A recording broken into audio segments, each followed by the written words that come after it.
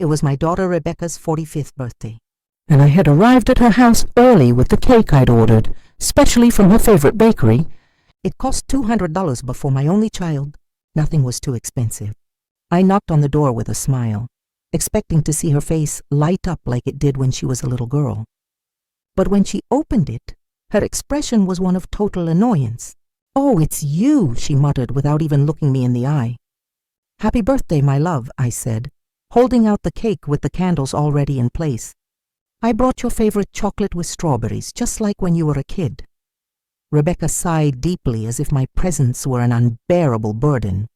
"Mom, we need to talk," she said dryly, letting me inside without even a thank you for the cake.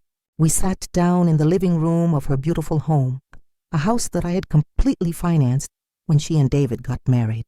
It had been $50,000 that I'd pulled from my life savings. Money I'd saved penny by penny, working double shifts as a nurse for 40 years. "You know, Mom," Rebecca began in that cold voice she had developed over the past few years, "I've been thinking a lot about my birthday, about presents, and about what would truly make me happy." I nodded enthusiastically. "Of course, my love. Tell me what you want, and I'll get it for you. A trip, some jewelry, maybe that new car you mentioned." Rebecca looked me straight in the eye, and what I saw there chilled me to the bone. It was pure contempt. "The one thing I'd love most as a birthday present," she said slowly, savoring each word, "is for you to just die." The world stopped. I literally felt as if someone had ripped my heart from my chest. Her words echoed in my ears like an endless loop. My daughter, my own daughter, had wished for my death as a birthday gift. "What? What did you just say?" I managed to whisper, feeling tears welling up in my eyes. "You hurt me," she continued with a coldness that cut through me like knives. "I'm tired of you, Mom. Tired of your constant calls, your unexpected visits, of you always being here bothering me. My life would be so much easier and happier if you would just disappear." My hands were shaking uncontrollably. 72 years of living, 45 years of being her mother, and I never ever thought I would hear those words come out of her mouth. "Rebecca," I managed to say between sobs, "I'm your mother. I've given you everything. I've sacrificed everything for you." "Exactly," she interrupted, standing up from the sofa. "And that's why you're suffocating me. I can't breathe with your constant presence. I need freedom. I need you to let me live my life without your drama and your emotional needs." The $200 cake was still in my hands, the candles beginning to melt. Everything I had dreamed for that day, hugs, laughter, maybe a family dinner, vanished like smoke. "But honey," I tried one more time, "I just want to be close to you, to be a part of your life. You're all I have." "And that's exactly the problem," she replied, crossing her arms. "The fact that I'm all you have. Go get a life of your own and leave me alone." I got up from the sofa, my legs trembling, carrying that cake that now felt like a mockery. "I can't believe you're saying this to me," I murmured, "after everything I've done for you. Everything you've done." She laughed sarcastically. "Mom, everything you've done has been for your own benefit, to feel needed, to have control over my life. But I'm not a little girl anymore." I walked toward the door, feeling as if each step was costing me years of my life. As I reached the threshold, I turned one last time, hoping to see some regret in her eyes, some sign of the sweet little girl she once was. But I only saw impatience. Impatience for me to leave so she could finally celebrate her birthday without the nuisance I represented. "Happy birthday, Rebecca," I murmured, and I walked out of that house, closing the door behind me. I didn't know at that moment that it would be the last time I would ever enter that house as the mother who had sacrificed everything.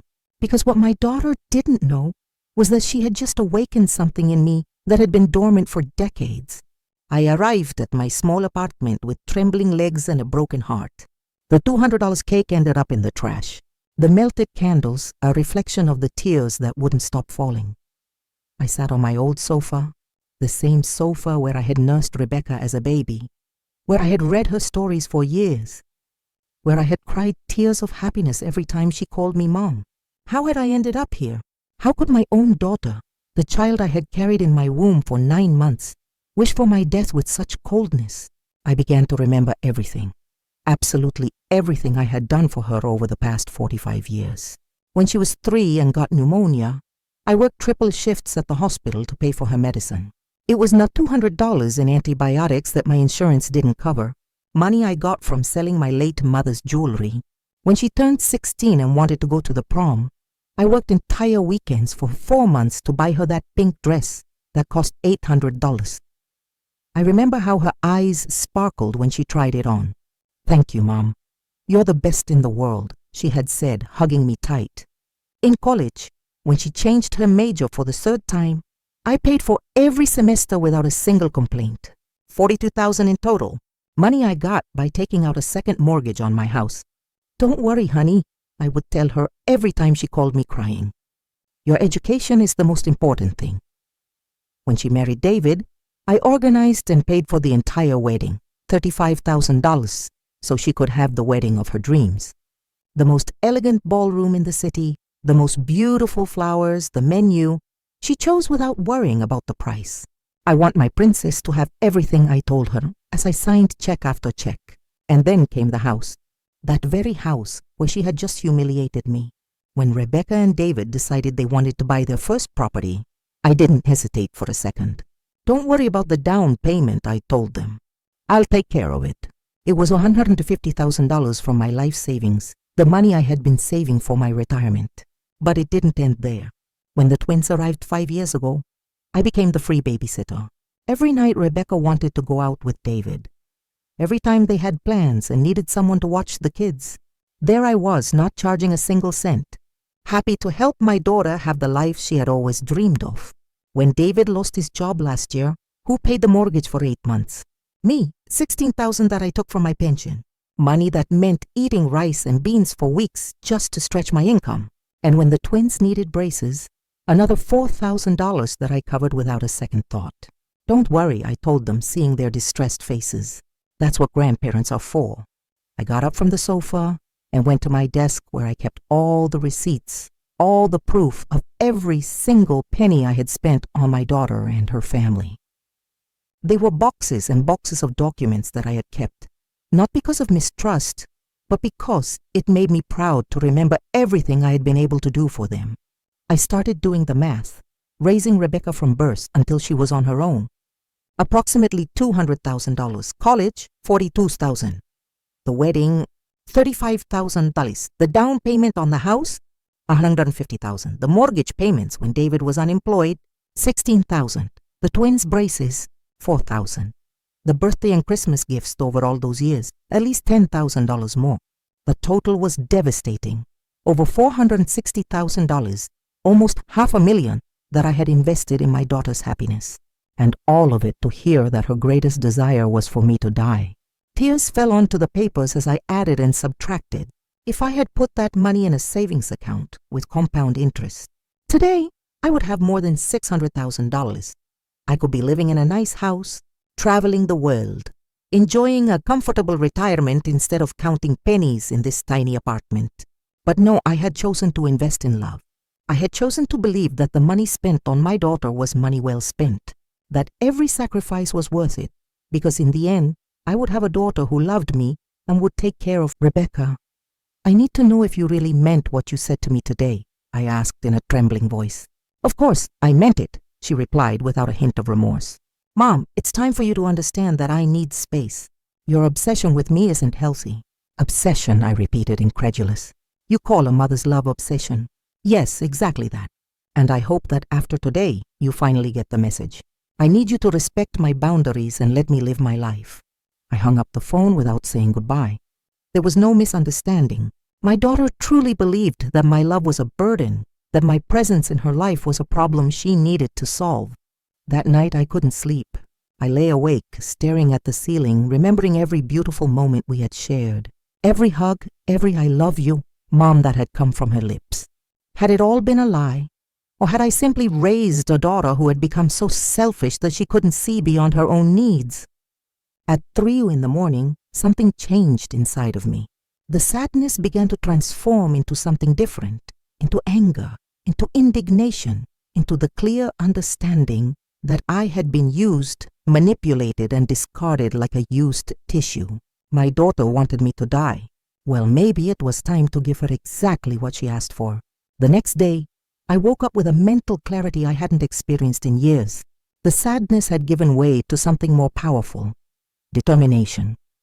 If my daughter wanted me to disappear from her life, I would, but not in the way she expected. I put on my best clothes and went out with a defined purpose. First stop, the bank where I had a joint account with Rebecca for her house's emergency expenses. That account I had opened just in case, and in which I had deposited $20,000 for any unforeseen events that might arise. "Good morning, Mrs. Johnson," greeted the manager, Mr. Martinez, who had known me for years. "How can I help you today?" "I want to close joint account number 458728891, I said with a smile that he interpreted as kindness, but which was in reality pure vengeance. "Are you sure? That account has a considerable balance of $20,000, he warned, checking his computer screen. "Completely sure.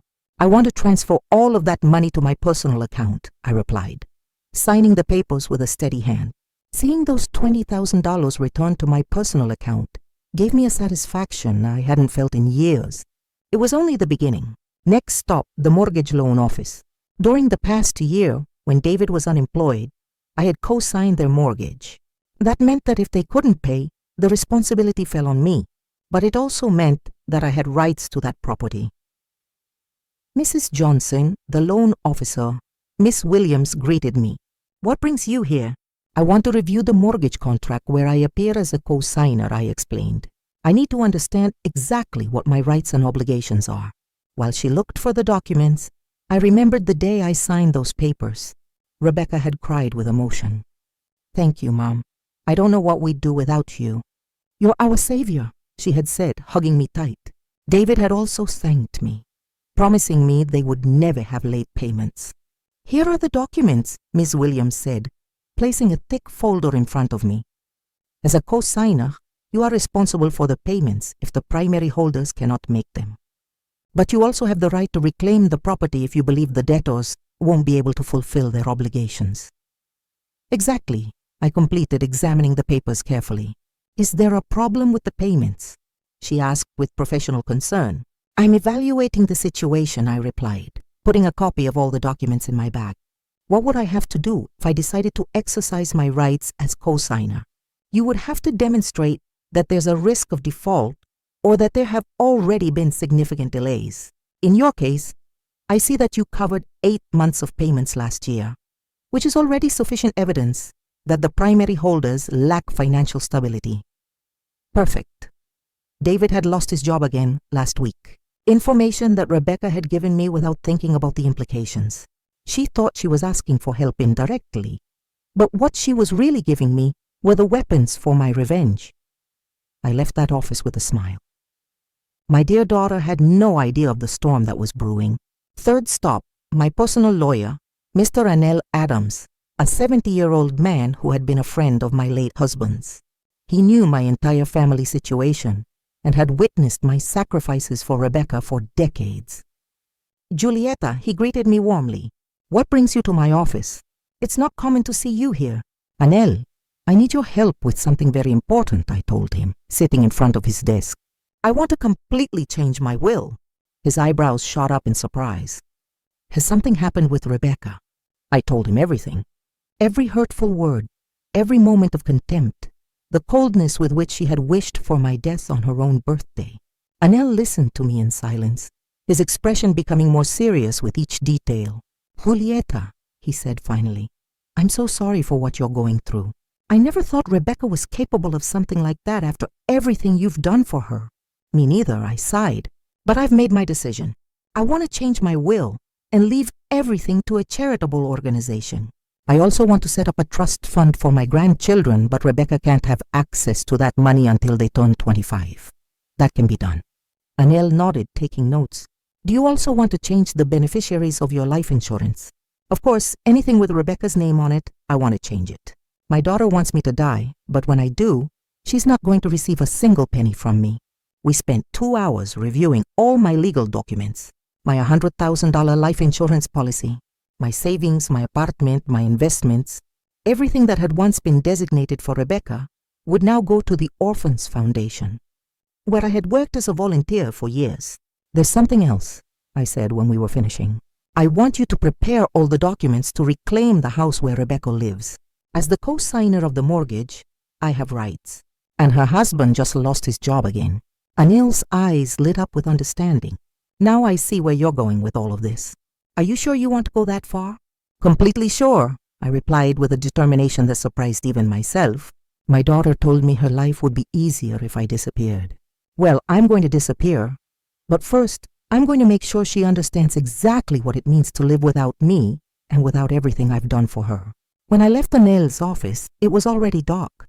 I walked through the streets of my neighborhood feeling renewed, as if I had woken up from a very long dream. For 45 years, I had lived for Rebecca. I had sacrificed my own dreams and desires to give her everything she wanted, but no more. I got back to my apartment and poured myself a glass of wine, something I hadn't done in years. Toasting myself was something completely new, but it felt incredibly liberating. I took out my phone and dialed a number I had saved months ago, but had never dared to use. It was for a travel agency specializing in retirees that offered packages for living abroad. Good evening. This is Julietta Johnson, I said when they answered. I saw your promotion about living in Switzerland. Could you send me complete information? Of course, Mrs. Johnson. Switzerland is a very popular destination among our clients. We have several programs from temporary stays to permanent residency. What kind of information do you need? Everything, I replied without hesitation. I want to know everything about how a 72-year-old person can start a new life in Switzerland. After hanging up, I stood at the window looking out at the city where I had lived my entire life. Soon, all of this would be just a memory. My daughter had asked for my disappearance as a birthday gift, and I was going to grant it to her in the most spectacular way possible. What Rebecca didn't know was that her wish was about to become her worst nightmare. The next few days were a roller coaster of emotions and secret preparations. Every morning I woke up with a mix of pain and determination that pushed me forward with my plan. It was as if I had woken from a long slumber where I had lived only to please my daughter, and now finally I was living for myself. On Wednesday morning my phone rang. It was Rebecca. For a moment my heart sped up, thinking that maybe she had reconsidered, that she might apologize for the terrible words she had said. How naive I still was. Mom, she said in that cold voice she had adopted lately, I need you to do me a favor. Not even a hello or how are you? She went straight to the point, as if I were her personal assistant. What do you need? I asked, curious to see how far her audacity would go. The twins have a presentation at school on Friday, and David and I have an important work dinner. Could you watch them that night? The irony was delicious. The same woman who had wished for my death as a birthday gift was now asking me to watch her children as if nothing had happened, as if I were a resource available 24/7. I can't, I replied simply. What do you mean you can't? She asked with genuine surprise. Evidently, she wasn't used to me saying no. I have other plans, I lied with a smile she couldn't see. What plans could you possibly have? She asked with that condescending tone that hurt me deeply. As if at 72 years old, I didn't have the right to have a life of my own. Plans that are none of your business, I replied, keeping my calm. Find another sitter. But Mom, I can't get a sitter on such short notice. Besides, since when do you charge me to watch your own grandchildren? There it was, the emotional manipulation she had used on me for years. But this time it wouldn't work. Since you told me that your greatest gift would be for me to die, I answered with coldness. If you want me to disappear from your life, I'm starting now. There was a long silence on the other end of the line. Finally, Rebecca let out a sarcastic laugh. Seriously, you're going to punish me like you're a little brat, she said. I thought after a few days the drama would be over. It's not drama, Rebecca. It's respect for your wish. You wanted me to disappear, so that's what I'll do. Fine, she said with annoyance. If you want to be that childish, that's on you. But don't come crying later when you're lonely. She hung up without saying goodbye. Perfect. Every interaction confirmed that I was making the right decision. That afternoon, I went to the bank again, this time to do something I never thought I would. Withdraw most of my savings in cash. It was $30,000 that I put in an envelope and stored in my personal safe, the money I would need for my new life in Switzerland. I also called the travel agency and confirmed my trip. A flight to Zurich for next Tuesday, with the option to extend my stay indefinitely. The initial cost was $5,000, money I paid without blinking an eye. It was the most expensive and most intelligent investment I had made in years. On Thursday morning, I received an unexpected visit. It was my neighbor, Elvira, a 68-year-old woman who lived in the apartment next door and with whom I had developed a friendship over the past 5 years. "Julieta," she said, sitting in my living room with a cup of coffee, "you look different these days. Has something happened?" Elvira had been a silent witness to all my sacrifices for Rebecca. She had seen me cancel plans with her to rush over whenever my daughter needed me. She had seen the bags of expensive food I would buy to take to Rebecca, while I ate canned soup to save money. I told her everything, every painful detail of what had happened on Rebecca's birthday, and also all the plans I had been making during the week. "My God, Julieta," Elvira murmured, her eyes filled with tears. "I can't believe Rebecca would say something so cruel to you after everything you've done for her. The worst part is that she said it as if it were the most normal thing in the world," I explained, "as if I were a nuisance in her life that needed to be eliminated." "And you're really going to Switzerland?" "Yes," I replied firmly. "I've already bought the ticket. I'm leaving on Tuesday." Elvira took my hands kindly. "You know you have my full support, right? What Rebecca did to you is unforgivable." "There's something else," I said, lowering my voice. "I'm going to need your help with something very important." I explained my complete plan, how I wanted Rebecca to believe I had truly died, at least for a while. Elvira would be my accomplice, the person who would find my empty apartment and my farewell letter. "It's brilliant," Elvira murmured with a mischievous smile. "That ungrateful child is finally going to understand what it means to lose you. Will you help me?" "Of course I will. In fact, I think it's exactly what Rebecca needs to wake up." That night, I worked on the most important letter of my life, the letter that Rebecca would find on her table, and that would change everything forever. I wrote and rewrote every word, making sure it conveyed exactly what I wanted to say. "My dear Rebecca," the letter began, "you asked me as a birthday gift to disappear from your life, and I have decided to grant your wish. When you read this letter, I will already be far from here, starting the life I should have lived years ago instead of sacrificing it all for you." I continued writing for hours, documenting every penny I had spent on her, every sacrifice I had made, every opportunity I had missed by always being available for her needs. But it wasn't a bitter letter. It was an educational letter. I wanted her to understand exactly what she had lost.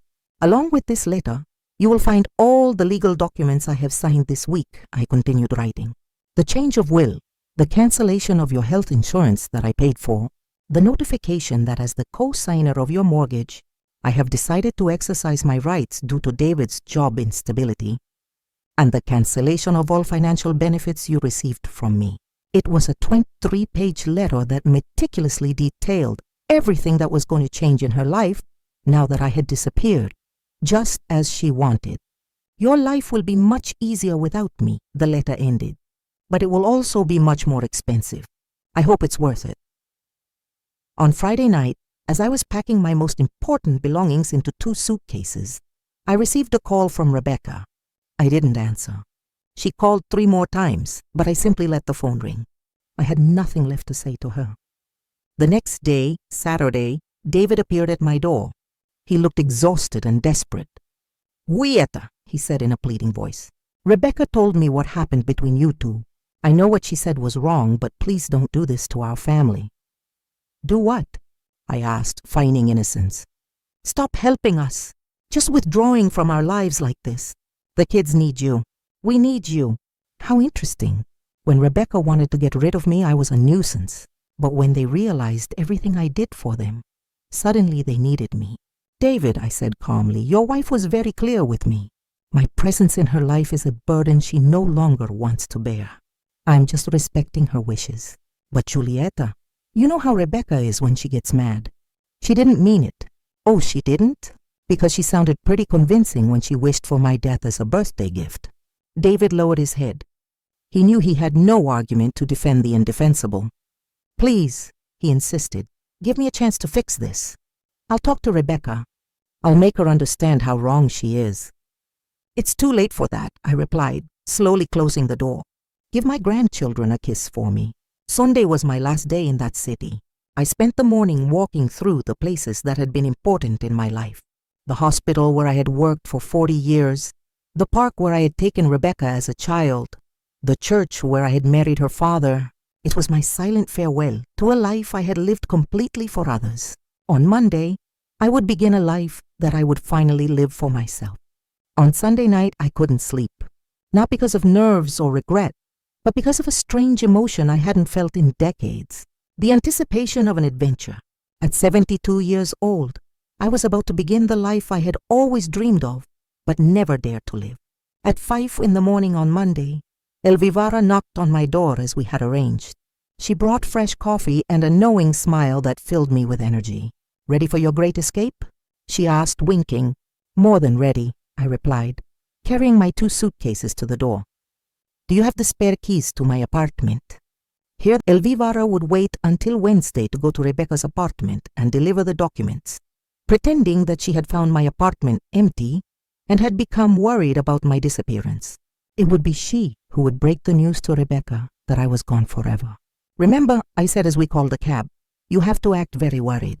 Tell her I didn't answer the phone for 2 days, that you knocked on my door and I didn't respond, and that when you used the emergency keys, you found the apartment empty and the letter on her table. Don't you worry, Julieta. I was a drama teacher for 30 years. It's going to be the performance of my life," Elva told me with a mischievous smile. The cab arrived punctually at 6 in the morning. As they loaded my suitcases, I took one last look at my apartment.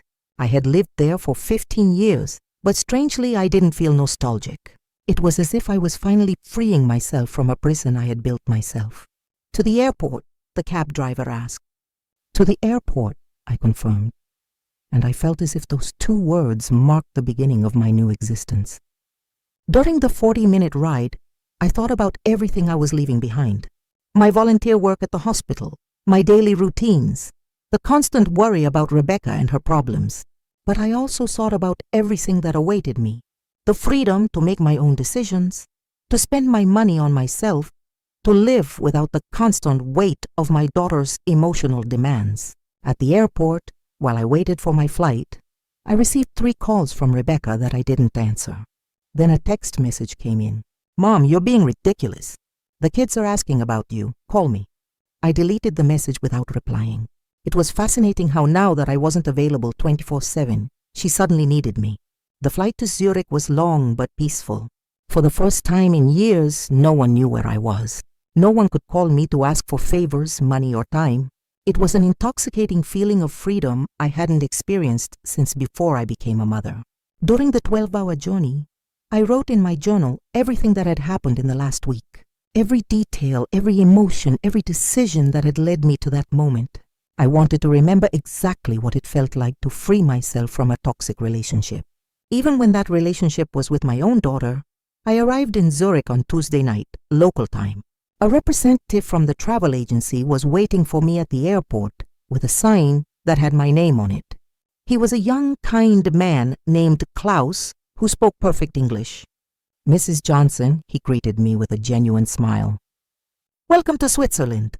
I hope you're ready for a new adventure." "More than ready," I replied, and for the first time in weeks, my smile was completely authentic. Klaus took me to a beautiful furnished apartment in the center of Zurich that he had rented for 1 month, while I decided if I wanted to stay permanently. It was small but cozy with windows that overlooked a lovely park and a partial view of the lake. "Here is all the information about the city," Klaus said, handing me a thick folder. "Places to eat, activities for people your age, German classes, social groups.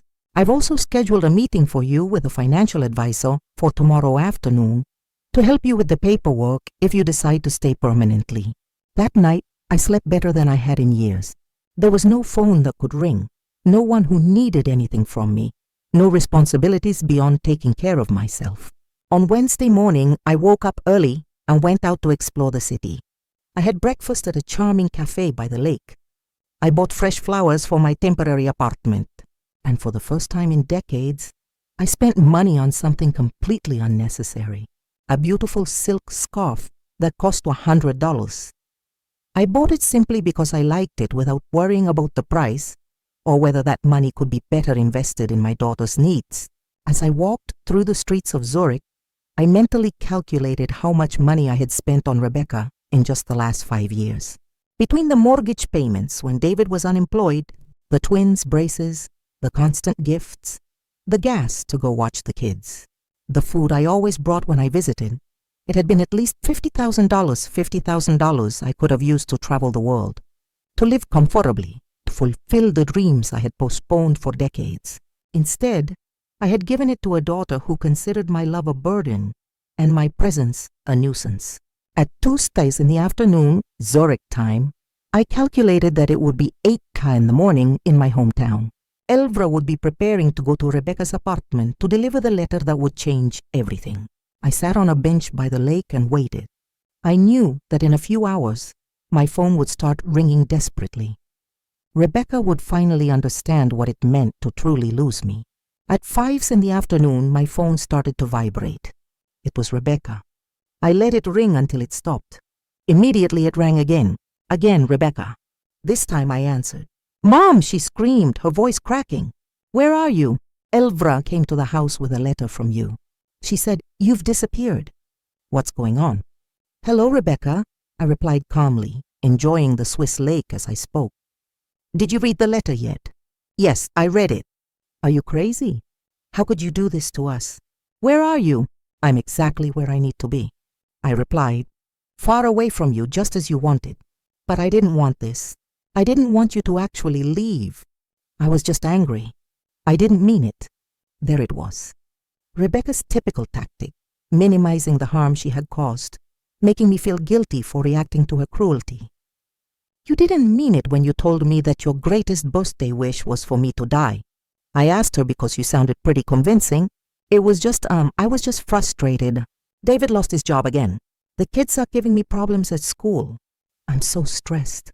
I shouldn't have taken it out on you. You're right. You shouldn't have. But it's done, and words can't be taken back. But Mom, please come back. We need you. I need you.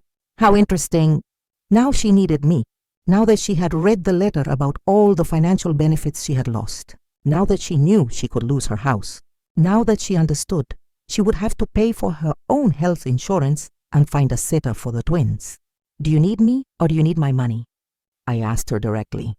There was a long silence on the other end of the line.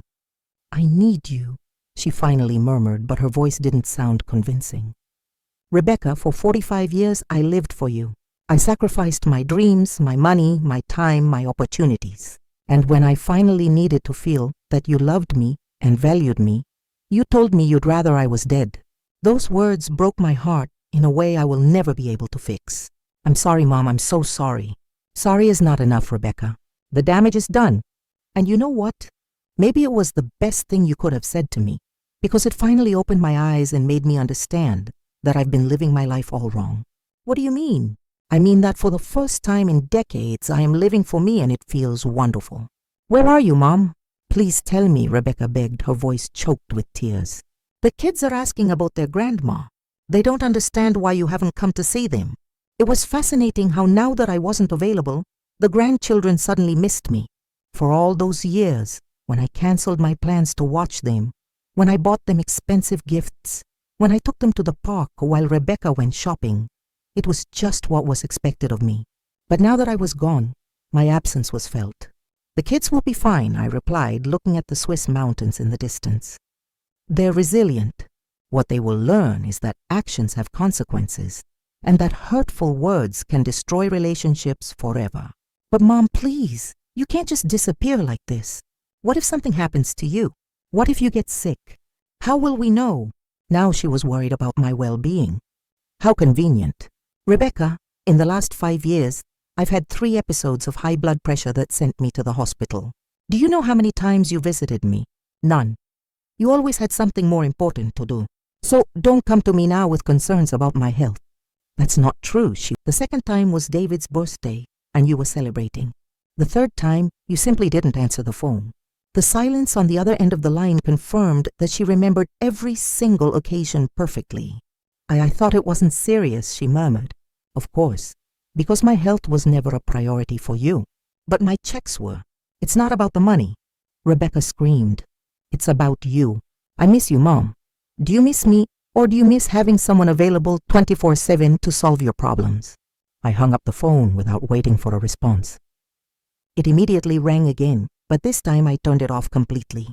I needed peace to enjoy my first night of freedom. That night, I went out to dinner alone at an elegant restaurant by the lake. I ordered the most expensive dish on the menu, salmon with caviar that cost $80, and I drank an entire bottle of French wine. It had been years since I had given myself that kind of luxury, always thinking that the money could be useful for Rebecca. The next day, Thursday, I turned on my phone and found 47 missed calls and 23 text messages, all from Rebecca and David. The messages evolved from pleas to threats. Please, Mom, answer. The first one said, we're so worried.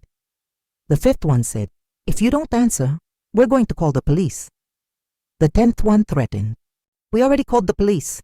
They said there's nothing they can do because you left a letter explaining your departure. The 15th one admitted, the bank called us. You canceled the joint account. How are we going to pay for emergencies? The 20th one said, it was beautiful to see how the concern for my well-being quickly turned into panic over the financial implications of my absence. I decided to answer just one message. I'm fine. I'm exactly where I need to be. Don't look for me. The response came in less than 5 minutes. You don't understand what you're doing. You're going to ruin us.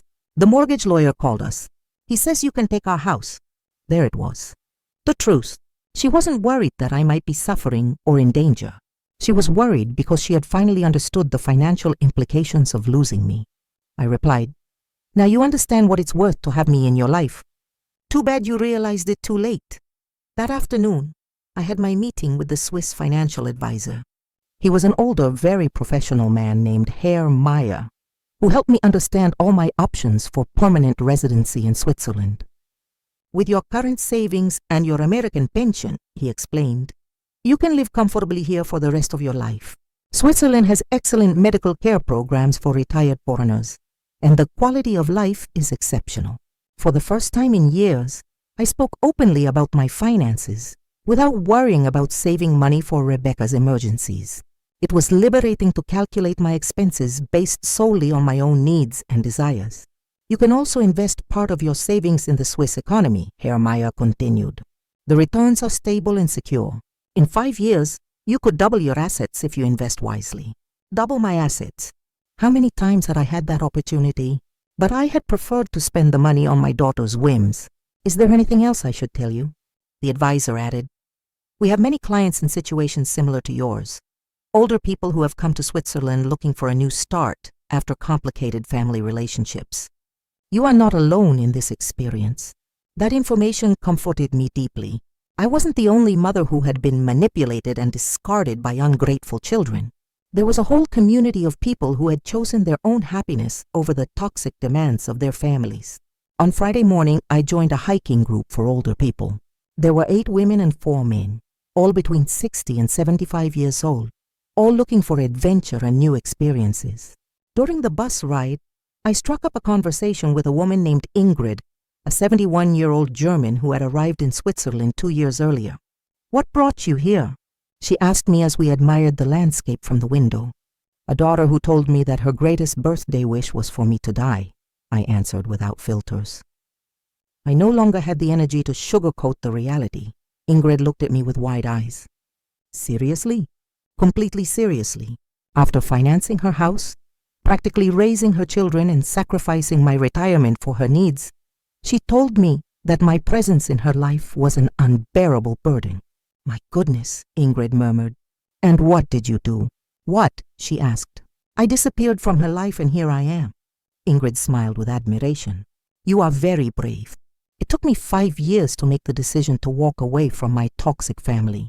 My son and daughter-in-law treated me like an ATM with legs. For the rest of the day, Ingrid and I shared our stories. She had come to Switzerland after realizing that her adult children only contacted her when they needed money for their vacations, their new cars, or their whims.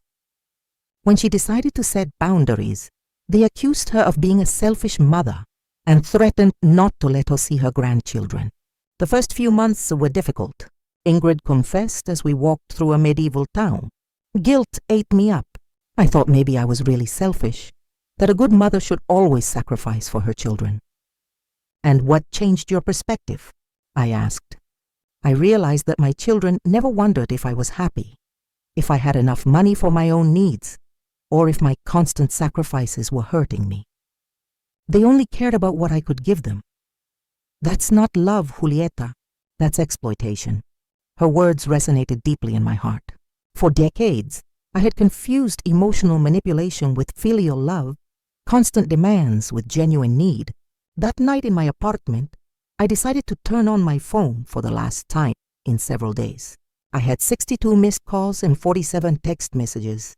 Most of them were from Rebecca and David, but there were also some from unknown numbers.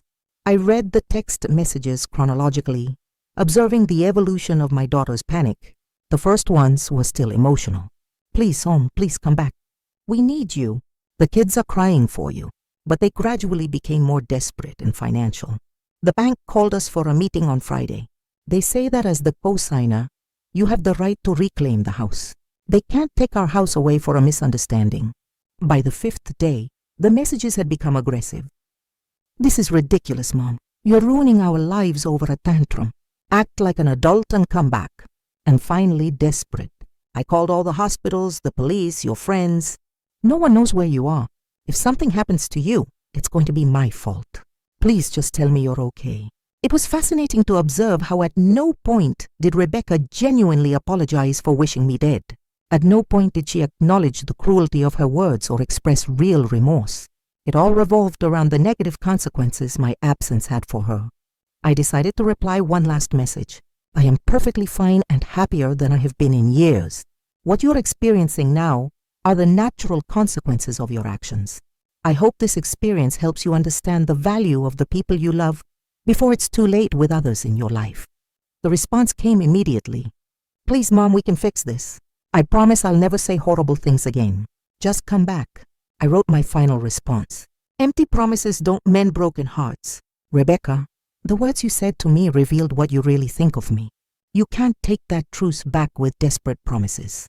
After sending that message, I blocked her number and all the numbers associated with David. I also blocked the unknown numbers that had been calling me. It was time to close that chapter for good. On Monday morning, I met again with Herr Meyer to sign the papers that would allow me to reside permanently in Switzerland. I also made arrangements to permanently transfer my American pension and begin the process of selling my apartment in my hometown. "Are you sure you want to make this permanent?" Harry asked me. "It's a very big decision." "I have never been more sure of anything in my life," I replied, signing each document with a firm hand. "For the first time in decades, I am making decisions based on my own happiness, not on the demands of others." That afternoon, I received a call from Elvira, my dear neighbor and accomplice. Her voice sounded excited. "Julieta, you have to hear this," she said. "Rebecca came to my apartment yesterday crying hysterically. She begged me to tell you to come back, that it had been a terrible misunderstanding." "And what did you tell her?" I asked. "I told her the truth, that what she had said to you was unforgivable, and that if I were you, I would have disappeared forever too. You should have seen her face when she realized that even her neighbors knew how cruel she had been to you." "Did she mention anything about the financial problems?" I asked with curiosity. "Oh, yes. She told me that without your help, they can't pay the mortgage, that the bank is pressuring them, that David can't find a stable job, and that the kids need things for school that they can't afford. Basically, she realized everything you did for them when she lost it. It was exactly what I had expected. She didn't miss me as a person. She missed my function as a financial provider and problem solver." "Elvira," I told her, "when someone asks about me, especially Rebecca, I want you to tell them that I'm dead to them because in a sense it's true. The Julieta who constantly sacrificed herself for an ungrateful daughter really died on her birthday." "I understand perfectly," Elva replied. "And you know what? I think it's the best death you could have chosen." 3 weeks after my arrival in Switzerland, my new life had taken shape in ways I never imagined. I had enrolled in German classes 3 times a week. I had started a watercolor painting course on Tuesdays and Thursdays and had joined a book club for expats that met on Sundays. For the first time in decades, my calendar was full of activities that I had chosen, activities that gave me pleasure and personal growth. But the most surprising thing was the money. Without Rebecca's constant financial demands, my savings not only remained stable, but they were growing. The investments I had made with Herr Meyer were already showing positive returns, and for the first time, I could calculate my financial future based solely on my own needs. On that Thursday morning, as I had breakfast at my favorite cafe by the lake, I received a call from an international number I didn't recognize.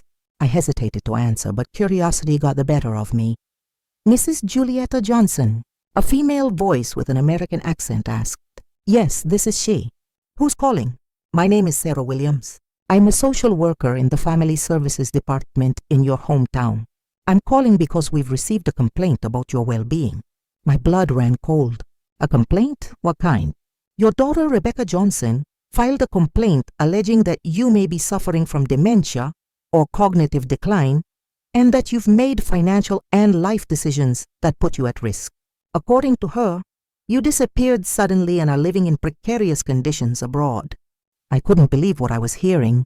Rebecca had gone to the extreme of involving social services, inventing a mental illness to invalidate my decisions and force my return. Miss Williams, I replied in a firm voice, I do not suffer from dementia or cognitive decline.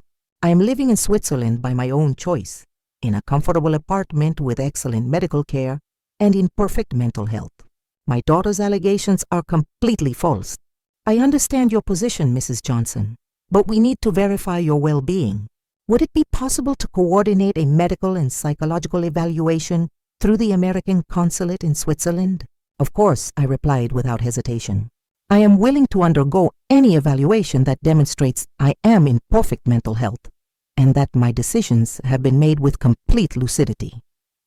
After coordinating the details for the evaluation, I hung up the phone, feeling a mix of rage and disbelief. Rebecca had crossed a line of no return. Not only had she wished me dead, but now she was trying to destroy my mental credibility to regain control over my money and my life. I immediately called my lawyer, Anel, back in my hometown. Julieta, he greeted me with concern. I'm glad to hear your voice. I've had a very interesting week with your daughter. I bet you have. I just spoke with social services. Rebecca is accusing me of having dementia. That's not all, Anil sighed. She also hired another lawyer to try to challenge all the legal changes you made before you left. She's alleging that you weren't in your right mind when you signed them. Can she do that? She can try, but she doesn't have solid legal grounds. I have recordings of all our conversations where you clearly demonstrate total lucidity. Furthermore, the fact that you meticulously planned your departure and are living independently in Switzerland contradicts any allegations of cognitive decline. What else is she doing? She has tried to access your bank accounts, alleging concern for your well-being. She also wanted to stop the process of reclaiming the house. But since everything is legally backed, and she herself signed the documents where she acknowledges that David lost his job again, she has no valid arguments. It was incredible how far Rebecca was willing to go to get back the financial benefits she had lost. Anel, I want you to prepare a defamation lawsuit against my daughter. Her false allegations about my mental state could affect my reputation and my legal rights. It would be my pleasure, Ansel replied with satisfaction. After seeing how she has treated you, I think it's time for her to face the legal consequences of her actions. 2 days later, I showed up at the American consulate in Zurich for the medical and psychological evaluations.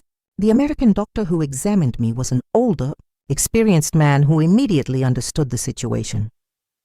Mrs. Johnson, he told me after an exhaustive 3-hour evaluation, not only are you in perfect mental health, but the decisions you have made demonstrate admirable lucidity and courage. Your daughter is clearly trying to manipulate the legal system to recover financial benefits. That will be officially documented. Absolutely. I'll send a detailed report to social services explaining that her allegations are unfounded and that you are living an independent and healthy life in Switzerland. That same afternoon, I received a call from the social worker. Mrs. Johnson, we have received the medical report from the consulate. It is clear that your daughter's allegations are baseless. We are going to close the case and notify Rebecca that her complaints were unfounded. Thank you, I replied. Will this be in some kind of record? Yes. It will be documented that she filed a false complaint about a family member's well-being, which could have legal implications if it is repeated. Perfect. Rebecca had not only failed in her attempt to invalidate my decisions, but now she had an official record of filing false complaints. That night, I decided to do something I had been putting off. Write an open letter detailing my entire experience, not for Rebecca, but for other mothers who might be living in similar situations of manipulation and emotional abuse from adult children. I wrote for 4 hours documenting every sacrifice I had made, every manipulation I had suffered, and every step I had taken to reclaim my dignity and my life. It was a 20-page letter that I titled, When a Mother's Love Becomes Self-Destruction, My Story of Liberation at 72. I decided to send the letter to an online blog I had discovered that specialized in stories of older women who had found the courage to radically change their lives. A week later, I received an enthusiastic response from the editor. Julieta, she wrote, your story is powerful and inspiring. We have received hundreds of comments from women who completely identify with your experience. Would you be willing to participate in a video interview for our YouTube channel? I accepted immediately. It was time to use my experience to help other women who were trapped in toxic family dynamics. The interview was published 2 weeks later and quickly went viral. Thousands of women shared similar stories of adult children who emotionally manipulated them and financially exploited them. The comments were a catalog of pain and recognition. My 40-year-old son lives in my house, doesn't pay rent, and yells at me when I ask him to look for a job. One woman wrote, my daughter only calls me when she needs money for her. But the most impactful thing came a week after the interview was published. I received an email from an address I immediately recognized. It was David, my former son-in-law. Julieta, he wrote, I saw your interview on YouTube. I need you to know that I completely agree with you. What Rebecca said to you was unforgivable, and the way she has treated you for years is unacceptable. I myself have been a witness to how she manipulates and uses you, but I never had the courage to confront her because we were so dependent on your financial help. He continued, I want you to know that the kids miss you a lot, and they don't understand why you don't come to see them anymore. Rebecca has told them that you're sick and can't visit, but I believe they deserve to know the truth when they are older. The email ended. I know it's probably too late for apologies, but I wanted you to know that at least one person in this family acknowledges how badly we treated you and how much you sacrificed for us. I hope you are happy in your new life. I read the email 3 times before deciding how to respond. Finally, I wrote, David, I appreciate your honesty, but apologies after the fact don't change the damage done. I hope this experience helps you to be a better husband and father, and that you teach your children to value the people who loved them before it's too late. It was the first time someone in my family had publicly acknowledged the abuse I had suffered. It didn't change my decision to stay away, but it did give me a sense of validation that I had been needing for years. My new life in Switzerland was flourishing in ways I never imagined. I had real friends who valued me for who I was, not for what I could give. I had hobbies and passions that I had rediscovered. I had peace of mind and financial stability, and most importantly, I had dignity. 6 months after my arrival in Switzerland, my life had taken a shape I had never dreamed possible. It was a perfect spring morning when I received a call that would change everything once again. It was Alvara, my dear neighbor and accomplice. Julieta, she said with an excited voice, you have to hear this. Rebecca lost the house. My heart stopped for a moment. Despite everything, a part of me still worried about my grandchildren's well-being. What exactly happened? I asked. The bank foreclosed on the mortgage last week. David couldn't find a stable job. They fell behind on the payments. And since you are the co-signer and are exercising your legal rights, the bank proceeded with the foreclosure. Rebecca came to me yesterday crying hysterically. And the kids, they're fine. They moved to a small apartment on the other side of town. David finally got a job in a factory, earning a lot less than before, but at least it's something stable. Rebecca had to go back to work too. It was strange, the mix of feelings I experienced. I didn't feel joy for their suffering, but a deep satisfaction of justice. For the first time in their lives, Rebecca and David were experiencing the real consequences of their decisions without having someone to rescue them. Is there anything else? Elvira continued. Rebecca asked me if I knew how to contact you. She said she wants to genuinely apologize, that she finally understands everything she lost when she lost you. And what did you tell her? I told her that some wounds are too deep to heal and that some words can never be taken back. I also told her that you are flourishing in your new life and that it's probably best for both of you that she doesn't try to contact you. Alvara was right. Over these 6 months, I had built an inner peace that I didn't want to risk for empty promises from a daughter who had repeatedly shown that she only valued me when she needed me. That afternoon, I received an unexpected call from my lawyer, Anel. Julieta, I have some interesting news. He said, Rebecca's house has finally been sold by the bank, and since you were the co-signer, you have the right to recover your initial investment of $150,000 plus the accumulated interest. How much is that in total? He donated $85,000. The bank has already approved the transfer. The money will be in your Swiss account next week. It was incredible. Not only had I recovered my original investment, but I had gained an additional $5,000 money that would have been lost forever if I had continued to be the ever-sacrificing mother.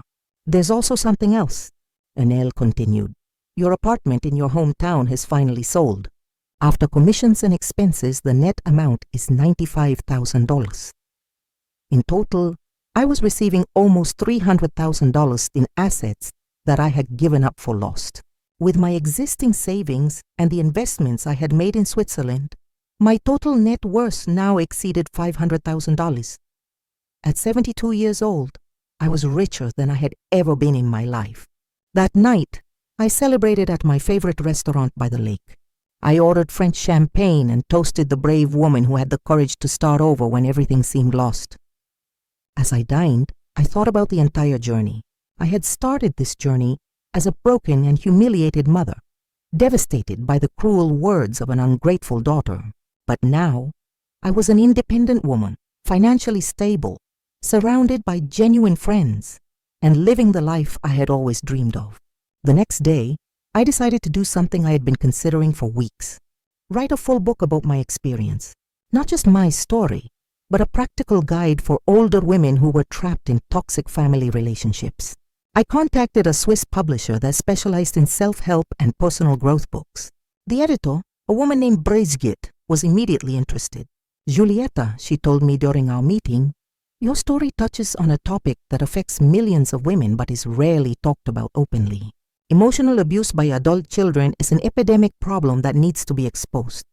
I spent the next 3 months writing When Love Hurts, Freeing Yourself from Family Emotional Abuse After 70. The book documented not only my personal experience, but also practical strategies for recognizing manipulation, setting healthy boundaries, and finding the courage to prioritize one's own well-being. The book was published 8 months later and became a bestseller in several European countries. The letters I received from readers were incredible. Women from all over the world wrote to me, telling me how my story had given them the courage to make radical changes in their own lives. I read your book and finally understood that I am not a bad mother for refusing to continue to finance my 35-year-old son's irresponsibility. Wrote Maria from Spain, your story helped me understand that true love does not require self-destruction. Carmen from Mexico wrote to me, after reading your book, I sold my big house and moved to a small apartment I can afford without depending on my children's help. For the first time in years, I sleep in peace. Rosa from Argentina shared, but the letter that moved me the most came 1 year after the book's publication. It was from a young mother named Andrea. Mrs. Johnson, she wrote, I'm 30 years old and have a 65-year-old mother who has sacrificed her whole life for me and my siblings.